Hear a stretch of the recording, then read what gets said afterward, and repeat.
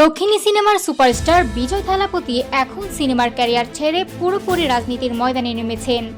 কিন্তু এই রাজনৈতিক মঞ্চে নামার পর থেকে তার জীবন যেন এক ধারা ঝড়ের মধ্যে পড়েছে। পেশাগত জীবন, রাজনৈতিক জীবন, এমনকি ব্যক্তিগত জীবন সবই বিতর্ক আর গুঞ্জনের আবহে নিমজ্জিত।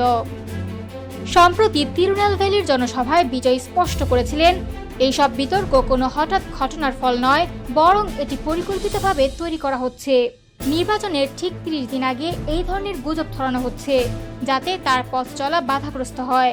তার ব্যক্তিগত জীবনের তিক্ততা নতুন চরমে পৌঁছেছে। প্রায় ৩০ বছরের দাম্পত্যের পর তার স্ত্রী সঙ্গীতা সোনালিঙ্গম ডিভোর্সের আবেদন করেছেন। একই সঙ্গে সামাজিক মাধ্যমে তৃষা কৃষ্ণনকে ঘিরে নানা গুজব ছড়িয়েছে। একটি বিয়ের অনুষ্ঠানে তাদের একসঙ্গে উপস্থিতি জল্পনা আরও বাড়িয়েছে। যদিও এই বিষয়ে বিজয় সরাসরি কিছু বলেননি, কিন্তু তার বক্তব্য স্পষ্ট, সবই পরিকল্পিতভাবে ঘটানো হচ্ছে।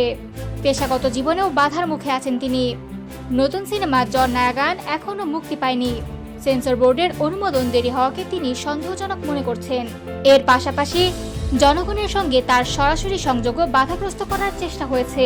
বিজয় থালাপতি নিশ্চিত করেছেন, এসব চাপের মধ্যেও তার পাশে সাধারণ মানুষ রয়েছেন। এই সমস্ত পরিকল্পিত রাজনৈতিক আক্রমণের মধ্যেও তার আত্মবিশ্বাস অটুট।